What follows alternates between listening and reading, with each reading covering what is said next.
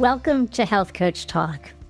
Today, I am interviewing someone who is very special to me. She is a close friend and colleague, and I listened to her podcasts and really was blown away with her integrity. And I want to share about a new book that she has that I think is so cutting edge and introduce concepts that are really not talked about in other areas. And I think this is a must read. It is called The Menopause Gut. But first, let me tell you about Cynthia Thurlow. She is a nurse practitioner, the host of Everyday Wellness podcast. She's an author and an international speaker with over 15 million views for her second TEDx talk about intermittent fasting, transformational technique. She has over 25 years of experience in health and wellness. She's a globally recognized expert in perimenopause, menopause, and intermittent fasting. And she's been featured on ABC, Fox News, KTLA, Medium Entrepreneur, and so many others. And her mission is to help empower women to live their most optimal lives in perimenopause and beyond.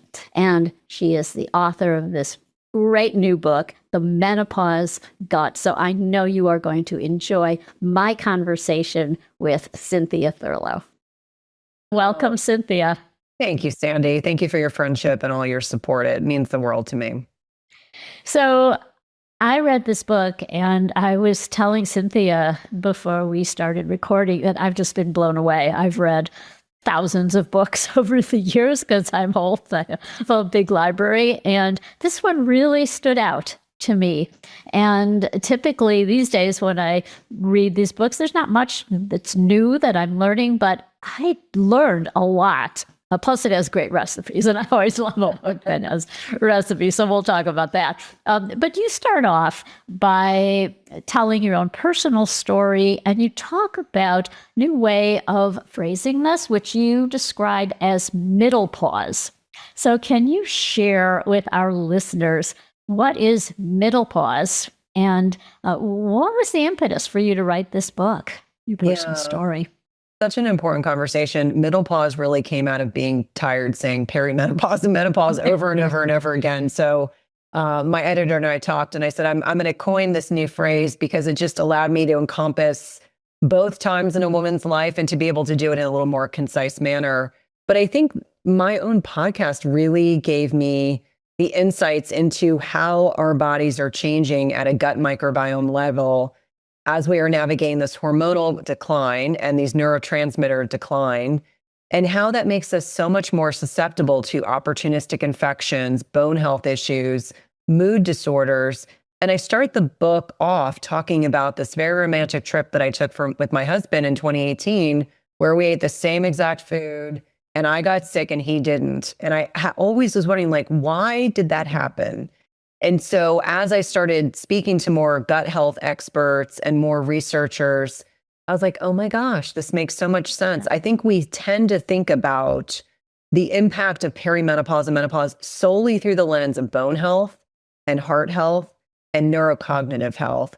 And I'm here to share with your community that we need to think more broadly because the gut microbiome is 40 trillion bacteria, viruses, fungi, and protozoa that interface with every single cell and organ system in our bodies. So as you can imagine, the reduction in progesterone and estrogen and testosterone have profound ramifications on the gut. And because it interfaces with every other organ system, it's like, did you know that one of the things that drives ovarian aging is how healthy our gut is? So how many of us experienced a lot of stress and trauma as children, or maybe had very stressful jobs, and find ourselves going into menopause earlier than a lot of our colleagues and peers? And so the book really is making the science around this accessible and actionable, and, really bringing in a lot of research around things like nitric oxide and other signaling molecules, and just helping women better understand their bodies. Because anyone listening that thinks successful menopause is just navigating with an estrogen patch is really mistaken. There's a lot more nuance to the conversation. And the really exciting thing is, even if you've been doing all the wrong things, the gut is incredibly malleable. It is incredibly fixable. So it's really designed to be a roadmap of how to kind of get our health back on track and support our bodies in menopause and beyond. It's such a good mission and so critical. And I think back to when I went through menopause, so it was, 25 years ago, 26 years ago, that wasn't a thing. We didn't talk about the microbiome. What's that? There was nothing available at that time. And now it's just everywhere. And you go into great detail about the connection between estrogen, that there's estrogen in the gut. Who knew? Yeah.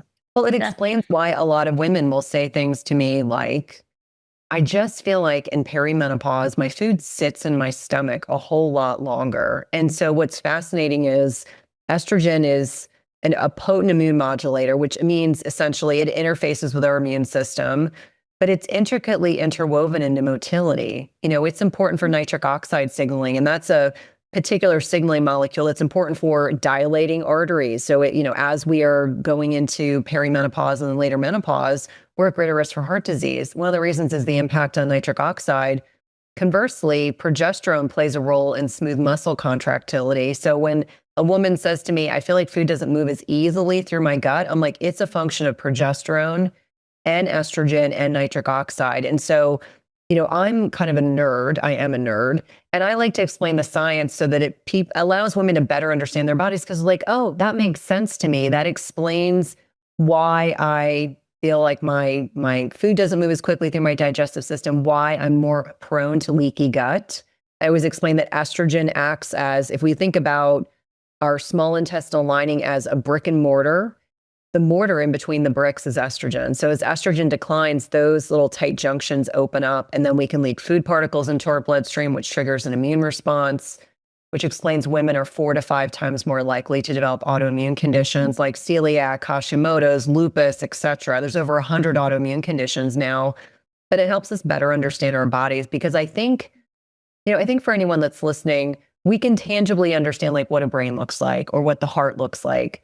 But the gut microbiome seems very nebulous. And so I think we have to do an even better job explaining some of these connections and how this decline in hormones impacts the functionality of our gut in a way that shows up as common symptoms like bloating, constipation, diarrhea, just more reflux symptoms, things that we take for granted at this time in our lives. I cannot tell you how many women will say to me, I don't know what it is. I wake up with a flat stomach and then I go to bed looking 6 months pregnant. Or, persistent symptoms that, why am I suddenly sensitive to dairy or gluten or grains, or why am I no longer tolerant of alcohol?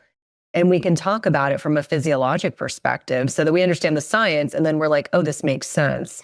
I find for a lot of my patients, as I'm sure your listeners are as well, the better I understand something, the more I can understand why I need to eliminate something or I need to eat less of something. And so when I kind of humbly sit back and I say all the time, for so many of us, we've been so myopically focused on heart, bone, brain health.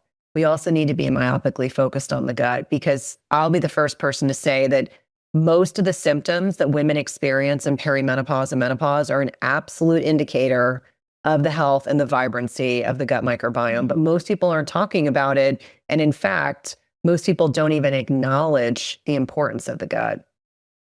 So true. And I like the way you describe the microbiome as a vital organ. That's what we need to be thinking about it, as a vital organ, and address how everything impacts it. Stress or a poor night's sleep. And I love you go into sleep, and really you talk about all the modifiable lifestyle factors, the importance of nutrition and exercise and movement and sleep, and dealing with stress, and how critical that is, that we can really impact our microbiome.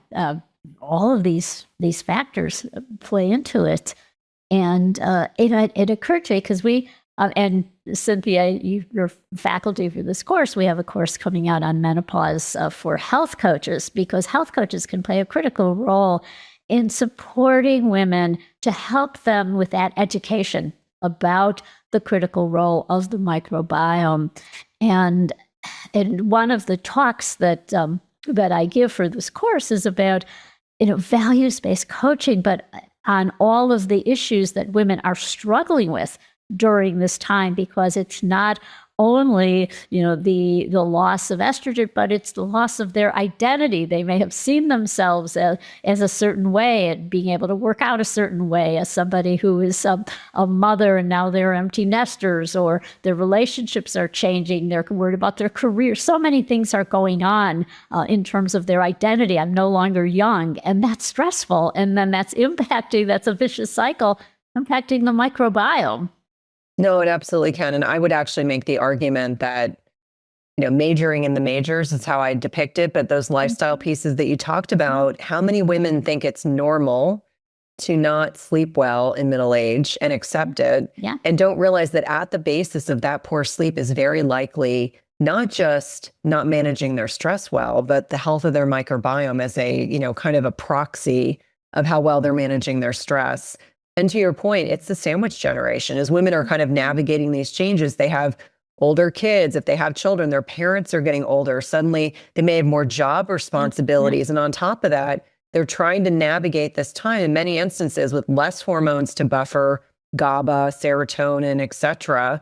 But they're depending on the individual. And I think I say this non-pejoratively, but women that have not had an identity outside of being a wife and a mom, and this is not pejorative, I'm just stating the facts.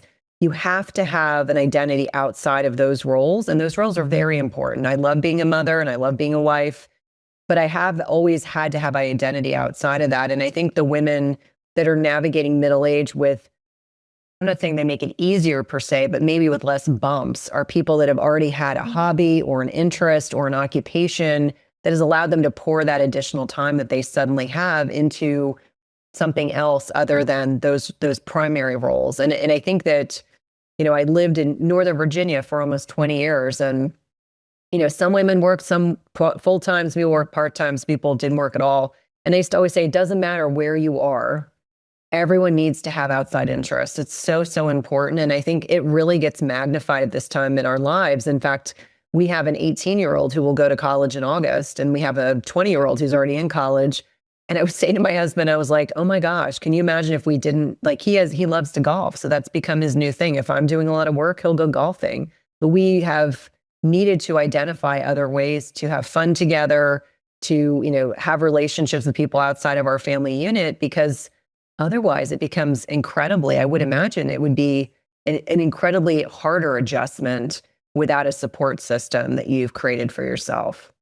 Yes, it's just such a challenging time because so many things are critical to who you identified with. Your physical body may not look the same. You have muffin tops and but this isn't me, and difficulty, and you try on clothes and they don't look the same, or you're concerned if you are in a career, will I still vibrate? How do I have to start over again? And there might be issues, sexual changes, vaginal, and now that's impacting your relationship, and fearing, and many people turn to plastic surgery and external factors that are going to help them. But I think you really touched on something, and that is the importance when you have a hobby.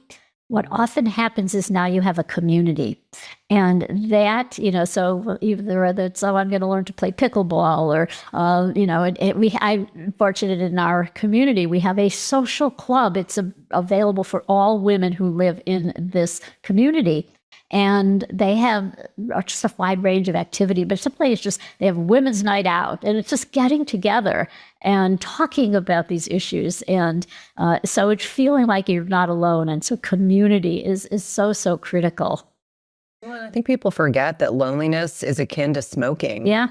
So I remind people all the time that sometimes we think, oh, that's what the elderly are dealing with. And I'm like, no, you can be middle-aged and be dealing with loneliness issues, either not feeling a connection outside of your job, or not feeling a connection within your neighborhood or your church, or whatever organization you're kind of affiliated with. And it really speaks to why it's important to have these conversations, so that we are normalizing some of what women are experiencing and sort of pathologizing it. I think that's the unfortunate thing it's both good and bad that we're talking so much about middle-aged women and this perimenopause to menopause transition, because I think for many years it was, shrouded in shame and secrecy. Like, I know my mother has never had a conversation with me ever about menopause. Not one, never.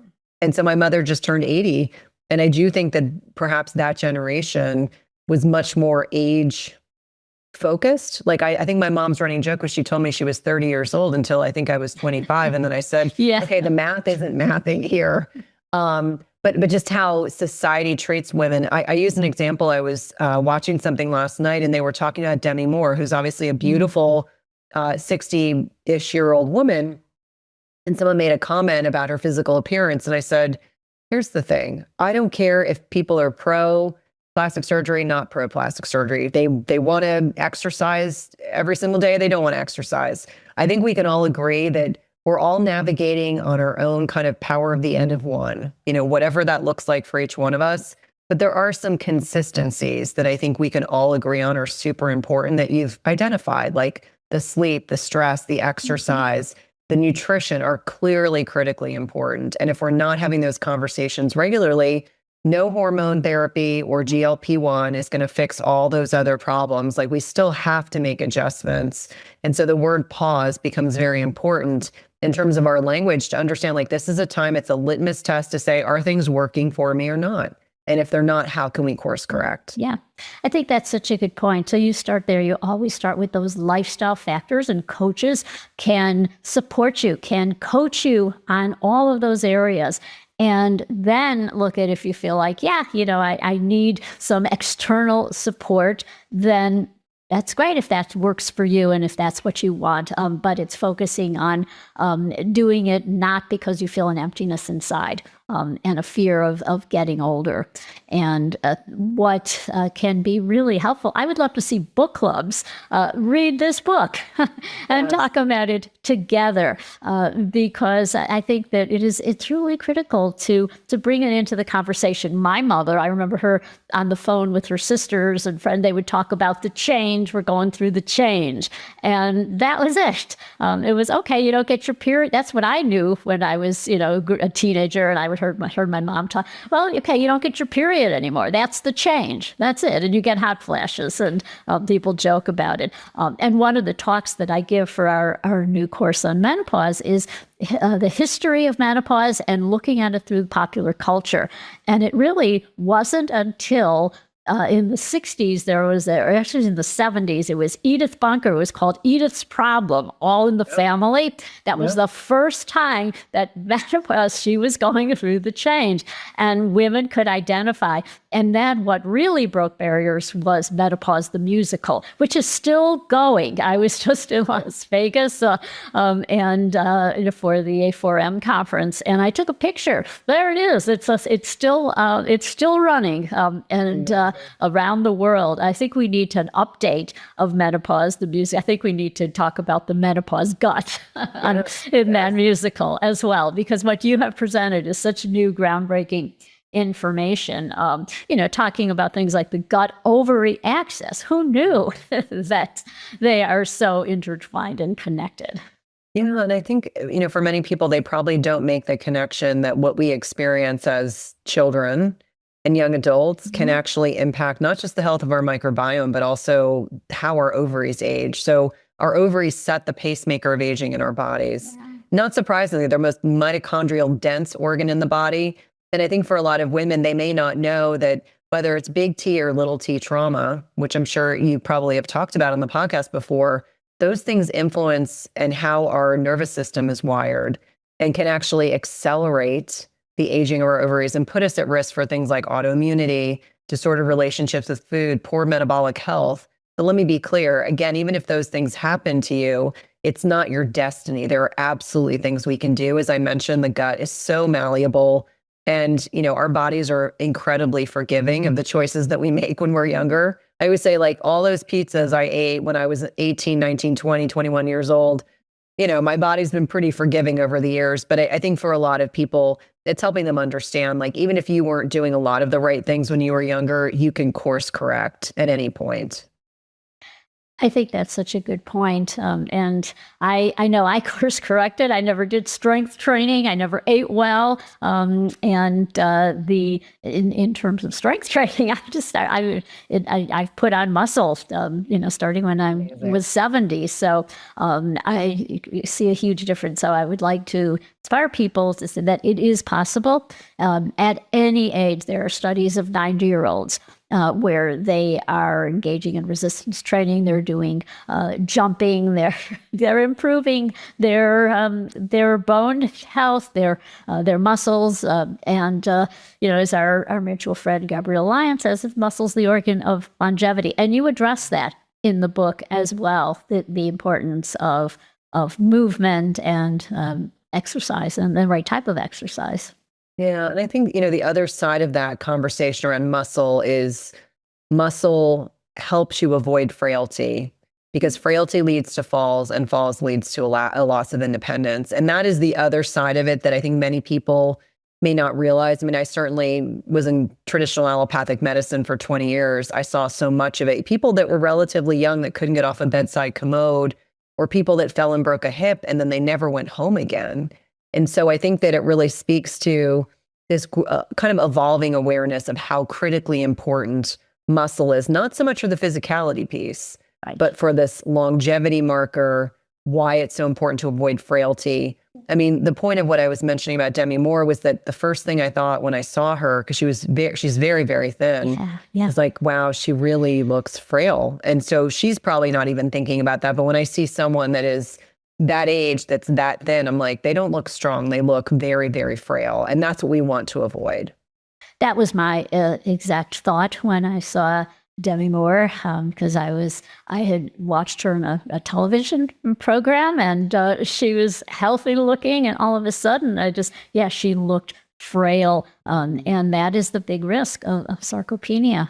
As you and I have talked about a lot, and I see this a lot with my friends and contemporaries, so that they are very excited because they're on GLP-1s and they're losing weight, often for the first time successfully, but they're not aware, or they may be aware, I should say, that they are losing muscle, but to prevent that or reverse the course is so difficult. And even if they're working with the trainer's not pushing them hard enough, they're using the lighter weights, or they're afraid because their doctors have been telling them, you'll hurt your knees, you'll have, or whatever it might be, that they're just scared of of lifting heavier. And I know psychologically, when you're afraid of falling, you're more likely to fall. So it's like that fear can kind of set into motion the stronger likelihood that you actually will fall. And it's interesting, my personal trainer that I work with, she's in her 60s and she's amazing.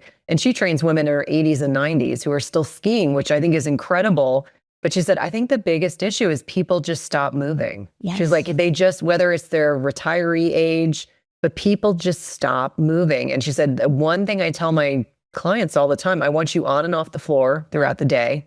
Like, she's all about functional exercise. Mm-hmm. But she said a lot of women will say, oh, you're making me get on and off the floor too much. She was like, no, this is functional exercise, because this is what you need to be able to do.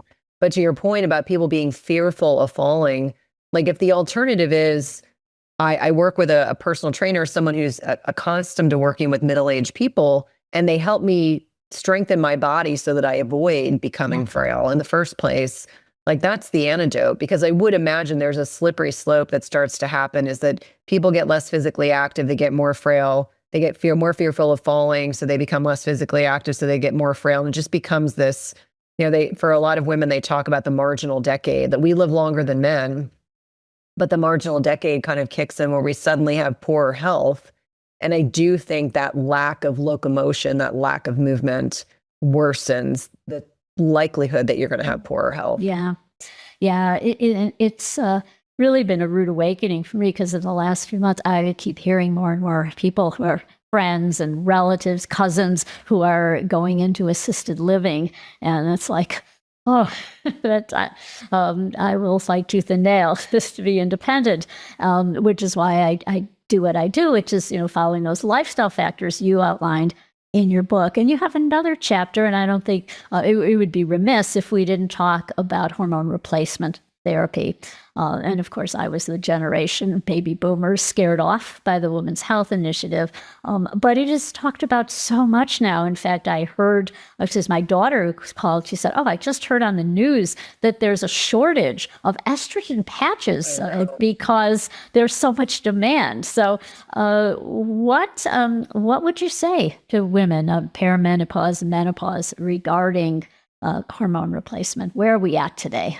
Yeah, I mean, even 10 years ago, there wasn't a lot of conversation. So I wasn't, I'm of the generation where we weren't told to start HRT before we're in menopause. Yeah. So now we know the benefits are improved upon if you are starting HRT in your 40s before you go into menopause, whether it's a week or two of oral micronized progesterone, plus or minus a patch, plus or minus testosterone. And so I think that the movement is coming, that it'll help alleviate a lot of suffering that is needless, plus or minus vaginal estrogen, which everyone can be on and you can start at any age. I think that's the exciting thing. But I think for a lot of people, it's realizing there's a degree of customization based on symptoms. But we also know, like, as an example, progesterone is going to help you with sleep, with mood. If you have a uterus, protects your uterus, but we have progesterone receptors throughout our body. Same thing with estrogen. We know it's primary prevention for osteoporosis. It is also primary prevention for heart disease, which is the #1 killer of women. And the research is still evolving around neurocognitive health, but it certainly sounds like it'll be beneficial. We know women that have before menopause, what their microbiomes look like is very different than what they look like in menopause. If you use estrogen, it starts to return the microbiome to looking more like a younger microbiome. And this is not about the physicality. This is the actual changes that occur as we have declining hormones. And so I think it's really exciting that we're starting to see more and more research coming out that is certainly suggestive that it's more than just bone and heart health benefits. It is systemic. And think about it this way. We have estrogen receptors, testosterone receptors, progesterone receptors throughout our bodies. It is not just a bikini medicine fertility conversation. It is a larger conversation than that. My hope is by the time we have another conversation, there'll be FDA approved testosterone. That would be nice for women. And that all women will have insurance coverage for HRT. The thing that I find fascinating, and I'm going to just divert to another topic very quickly. I am confident that Viagra is covered by insurance and there's no shortages. Yeah. But I think it's criminal that we're having conversations around estrogen patches not being accessible. I mean, to me, it makes zero sense, but I understand the system at large is largely patriarchal. So, what women would put up with, men would likely not. And I've interviewed enough male physicians that have said that. I feel comfortable saying that. Yeah. But I think it goes back to now we know better and we can do better for women. And hopefully younger generations are going to know even more than our generations ever did. So well said. Absolutely. I could not agree more. So as we draw to a close, anything that perhaps I haven't asked you that you would like to impart to our listeners? Yeah, I think that when we talk about physical changes, physiologic changes that are occurring in this middle-aged years, from late 30s into early 50s and beyond, it's really understanding the more that we can understand about our bodies, the more changes we can make. I find for myself, I'm a little stubborn. Sometimes if I understand what is happening physiologically, I'm like, oh, now that makes sense why I need to prioritize eating more fiber, as an example. Now I understand why I need to eat more protein. Now I understand why it's so important to lift weights. So I think understanding a little bit about the science, not so that it's overwhelming, but that so you can take away and be able to not only educate yourself, but educate your customers, your clients, your patients is really, really key. So knowing that #1, understanding is foundational. And then #2, translating into personal practice is certainly important. And #3, the gut is really malleable. So don't worry what you did in the past. There's a lot we can do to help heal and seal the gut and work on autoimmune conditions and all the myriad of things that kind of come out of this middle-age transition and be able to put things in remission. It's not a death sentence. Just because you didn't take care of yourself when you're younger does not mean you can't change those habits now. I love it. And, hope that's a single most important factor for health going forward. And so you can have a clear picture. I'm going to do this. I will get better. So you can get this book. What I love in the book is that not only is it full of science that's understandable, but it also is, you outline like where to get like tests, stool tests and food sensitivity, and also at the end, which I love, everybody that has recipes, I'm all for it, and the dark chocolate recipes and the smoothies. So this is something that I'm anxious to try, some of these yummy recipes. Well, Cynthia, this has been just wonderful, my friend, talking with you. And where can people find you, and where can they get this book? Well, Sandi, I always love our conversations. Thank you again for carving time out of your very busy schedule. I would say probably easiest to go to my website. So www.cynthiathurlow.com. At the top of the banner, you can click on the Menopause Gut. It'll take you to any fine retailer. I always say if you have a local retailer, try to give them your business, because I think brick and mortar businesses have really taken a hard hit. As much as I love walking around a bookstore, there seems to be less and less of them these days. I'm active across social media. I have an amazing podcast. Sandi's been a guest. I love Everyday your Wellness podcast. One of my favorite things I do in my business. And then on top of that, I would say my passion project right now is Substack. I'm really enjoying connecting with my community in a different way than I do on the podcast or in the book or on social media. So if you're a reader, you definitely want to check that out, because you'll get to see a whole other side of my writing and how I communicate in a kind of a deeper, more profound way.